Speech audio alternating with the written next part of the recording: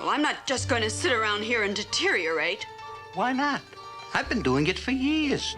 Picture this.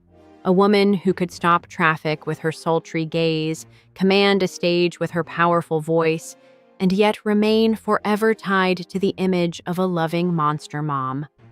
This is the paradox of Yvonne De Carlo, a Hollywood enigma wrapped in mystery, controversy, and undeniable talent. Before she became America's beloved vampire matriarch, De Carlo lived a life that was more dramatic than any script Hollywood could have written. Her story reads like a masterclass in reinvention, resilience, and the price of fame. But to understand the woman behind the ghoulish makeup, we must first journey back to where it all began. In the rain-soaked streets of Vancouver, where dreams were born from desperation and ambition knew no bounds. Be sure to keep watching for all of the details of her white-hot, sexy escapades. In 1922, when Margaret Yvonne Middleton drew her first breath at St. Paul's Hospital, her mother Mary's words echoed through the delivery room like a prophecy. "I want a girl. I must have a girl. I want the dancer." Fate, it seemed, was listening. But fairy tales rarely begin without darkness, and young Yvonne's childhood was no exception. When she was barely 3 years old, her father William vanished like smoke in the night. Some say he fled from dangerous business dealings. Others whispered he met his end at sea. Either way, he left behind a void that would shape Yvonne's understanding of love and abandonment for decades to come. Mary, now a single mother working as a waitress, channeled all her frustrated dreams into her daughter. She became the ultimate stage mother, transforming young Yvonne into her personal project of stardom. Dance lessons, singing schools, endless beauty contests. Mary orchestrated them all with the precision of a military campaign. At June Roper's British Columbia School of Dance, something magical happened. Yvonne discovered she possessed more than just beauty. She had genuine talent. Her voice carried power, her movements held grace, and her presence commanded attention. Local theaters and nightclubs became her training ground, each performance adding another layer to the persona she was carefully crafting. The journey from Vancouver nightclubs to Hollywood's Golden Gates wasn't a straight line. It was more like a winding mountain road, full of hairpin turns and breathtaking drops. At 17, Margaret Yvonne Middleton officially died and Yvonne De Carlo was born, a name that would soon become synonymous with exotic beauty and scandal. Her first assault on Hollywood ended in retreat, but like all great warriors, she regrouped. At 18, armed with the Miss Venice Beach Beauty Contest crown and an unshakable belief in her destiny, she returned to the City of Angels with her mother by her side. The routine was punishing. Auditions by day, nightclub performances by night, rejection letters like falling leaves. But Yvonne possessed something rare in Hollywood, authentic charisma mixed with calculated ambition. When Paramount Pictures finally offered her a contract in 1942, it felt like validation. Yet the reality proved harsh. She became little more than set decoration, appearing in 20 films as an uncredited player, a beautiful face in the crowd. Sometimes destiny arrives disguised as opportunity. For Yvonne, that moment came with the USO shows. While her film career stagnated, her performances for servicemen overseas made her a beloved pinup, her image adorning countless lockers and barracks walls. She discovered something profound in those performances, the pure joy of connecting with an audience, of using her gifts to lift spirits in dark times. When her Paramount contract expired, Universal Pictures producer Walter Wagner saw what others had missed. He cast her as the lead in Salome, Where She Danced, in 1945, a role that would catapult her from anonymous contract player to bona fide star. The film was campy, exotic, and utterly ridiculous. Yvonne herself admitted confusion about performing a Siamese dance while dressed as a Japanese geisha to portray a woman named Salome. But somehow, it worked. Her sensuous dancing caused such a stir that the New York Times declared she had All the looks one girl could ask for, noting her performance's sensuousness with barely concealed admiration. Suddenly, Yvonne De Carlo was everywhere. Universal's publicity machine worked overtime, demanding she never appear in public as anything less than a movie star. It was a demand she embraced with relish. After all, she'd been preparing for this role her entire life. If Hollywood in the 1940s was a chess game, Yvonne played it like a grand master. She understood that in Tinseltown, your love life was as important as your filmography, sometimes more so. Her romantic adventures became the stuff of legend, a carefully choreographed dance between genuine affection and calculated publicity. Howard Hughes, the eccentric billionaire aviator producer, pursued her with characteristic obsession. Their relationship was a study in contradictions, passionate yet bizarre. Years later, she'd remember him as an expert lover during their torrid affair while expressing bewilderment at his personal hygiene, which was lacking. "Howard taught me how to land a plane and how to take off," she once quipped. "But he never taught me anything about flying in between."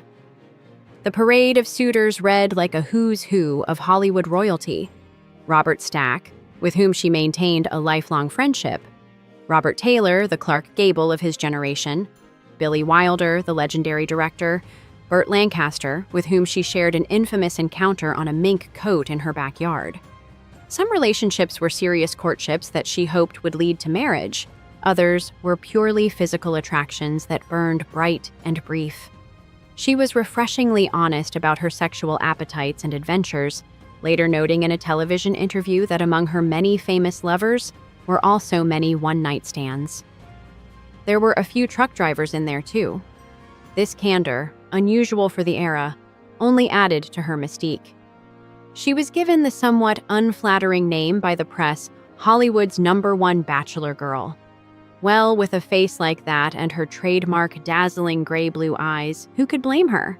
As the 1950s dawned, Yvonne's career reached its pinnacle with what would become her most prestigious role, Sephora, Moses' wife, in Cecil B. DeMille's epic The Ten Commandments. Standing beside Charlton Heston as he parted the Red Sea, she commanded the screen with regal authority. But the film's most lasting impact on her life happened behind the cameras. It was on the set of another film, Shotgun, that she met Bobby Morgan, a rugged stuntman who would become the love of her life. Their courtship was a refreshing change from her usual high-profile romances, real, grounded, and built on mutual respect. Their wedding was a Hollywood fairy tale, complete with Cecil B. DeMille serving as godfather to their son Bruce. For a moment, it seemed Yvonne had found her happily ever after. But in Hollywood, as in life, happy endings are often just intermissions. In 1962, while filming How the West Was Won, Bobby Morgan suffered a catastrophic accident that would change their lives forever. A train stunt went horribly wrong, crushing his leg so severely that amputation was the only option. Suddenly, Yvonne found herself in an unthinkable position. The glamorous star who had once danced sensuously on screen was now dancing in nightclub reviews to pay mounting medical bills. The woman who had been pursued by billionaires was now fighting a legal battle against MGM, seeking justice for her husband's life-altering injuries. The studio's response was as cold as it was predictable. They denied responsibility, allegedly threatening employees' jobs if they didn't support the company line. With no witnesses willing to come forward, the couple's $1.4 million lawsuit failed. By 1964, Yvonne's film career had stalled. Her marriage was crumbling, and Hollywood seemed ready to write her obituary. Then came an offer that seemed like professional suicide, a campy sitcom about a family of monsters. The Munsters was exactly the kind of low-budget television that serious film stars avoided. But Yvonne, ever the pragmatist, saw opportunity where others saw career death. She understood something that many of her contemporaries missed. Television was the future, and a good television role could reach more people than a dozen B-movies. Replacing Beverly Owen after just 15 episodes, Yvonne transformed Lily Munster from a simple sight gag into something approaching art. She played the character like Donna Reed with fangs, a devoted wife and mother who happened to be a centuries-old vampire. The 3-hour makeup process, complete with a 20-pound wig, became her daily transformation ritual. What made her Lily Munster special wasn't the gothic costume or elaborate makeup. It was Yvonne's commitment to finding the humanity in the monster. She gestured expressively, brought genuine warmth to her interactions with Herman and the family, and never played the role for cheap laughs. Instead, she created a character who was simultaneously otherworldly and utterly relatable. The Munsters ran for only 2 seasons, but its impact on Yvonne's career was profound. Syndication gave the show eternal life, introducing her to new generations of fans and proving her versatility as a performer. More importantly, it gave her financial security and creative confidence at a time when both were in short supply. In 1971, Yvonne made perhaps the boldest move of her career. She took on Broadway in Stephen Sondheim's Follies. Playing Carlotta Campion, an aging performer reflecting on her past, she delivered the show-stopping number I'm Still Here with such power and authenticity that it seemed to erase decades of dismissed B-movies and typecasting. On January 8, 2007, Yvonne De Carlo's remarkable journey came to an end when she died of heart failure at the age of 84. But death, as she might have said with that familiar wry smile, was just another role change. In the years since her passing, her legacy has only grown stronger. The Munsters continues to find new audiences, introducing countless viewers to her unique blend of glamour and comedy. Film scholars have begun to reassess her contributions to cinema, recognizing her as more than just a pin-up or B-movie queen. Perhaps most importantly, Yvonne's story has become an inspiration for anyone who refuses to be defined by others' expectations. She was a woman who transformed herself repeatedly throughout her life, from small-town dreamer to Hollywood starlet, from exotic dancer to devoted mother, from fading film star to television icon. Looking back at Yvonne De Carlo's extraordinary life, what emerges isn't just the story of a Hollywood star, but a masterclass in resilience and reinvention. She lived through an era when women in entertainment had limited options and even more limited control over their careers. Yet she managed to navigate 5 decades in show business while maintaining her authenticity and sense of self. The scandals that once threatened to derail her career now seem like footnotes to a larger story of a woman who lived life on her own terms. Her romantic adventures, shocking by the standards of her time, were simply an honest acknowledgement of her sexual appetites and desires in an era when women were expected to be more circumspect. She was a trailblazer in that regard and lived her life her own way. She was one of the true screen sirens of Hollywood, totally memorable, sensual, and captivating. If you enjoyed the video, please help our channel grow and like and subscribe. We hope to see you again soon.